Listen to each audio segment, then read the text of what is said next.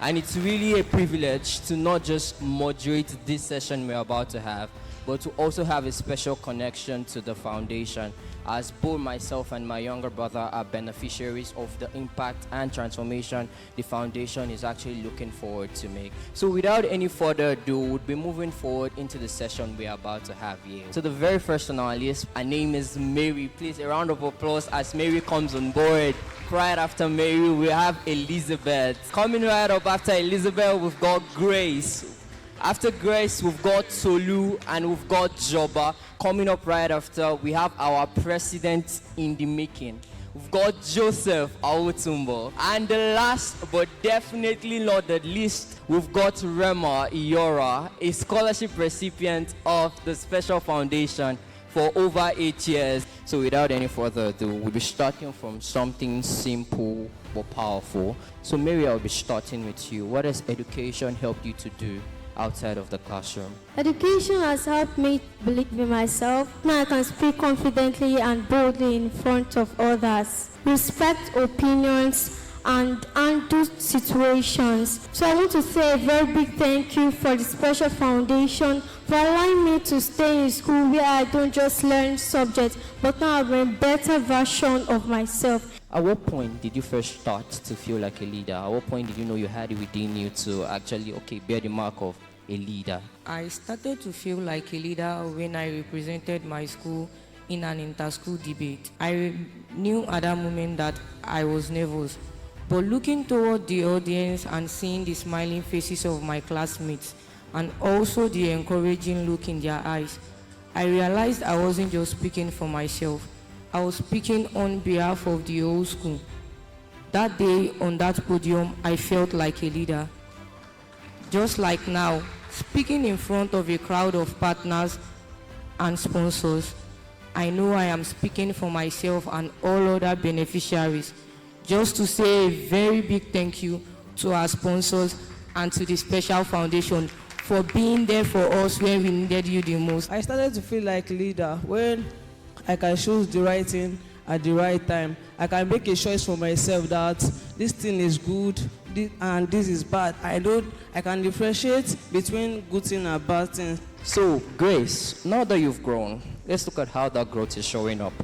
Currently, how do you think you can help the people around you right now? By being supportive and reliable, encourage them not to give up in their education and to strive for excellence in everything they do. When you hear the word a kind and fair leader, personally, what does it mean to you? A kind and fair leader is someone who is being generous, who is being honest, caring, and putting his or her people before he considers himself or herself. Alright, so for this next question, I'll be throwing a single question to everyone. Let's just assume the Special Foundation weren't offering the support that they were offering. Where do you think you'd see yourself? How do you think the situation of things would have been like? Life would have been very different from the way it is. Well, even though my mom was paying my school fees, as long as my two younger siblings, well, it was actually hard for her to cope with that kind of situation. The Special Foundation has really helped ease a huge burden on my mom. Coming from a background where things are not particularly easy, I had to change school countless times due to family relocation and largely due to lack of finance. So when you asked me where would I have been, I honestly don't know. Probably I'll be at home, doing something, keeping myself busy. Maybe at the market square or something else. My life would have been turned upside down. I would probably been a bicycle seller by now, and I would have drawn jealous because every day I would see my siblings entering the bus, going to school. I would have been asking myself this question: my siblings are going to school. Why am I not going to school?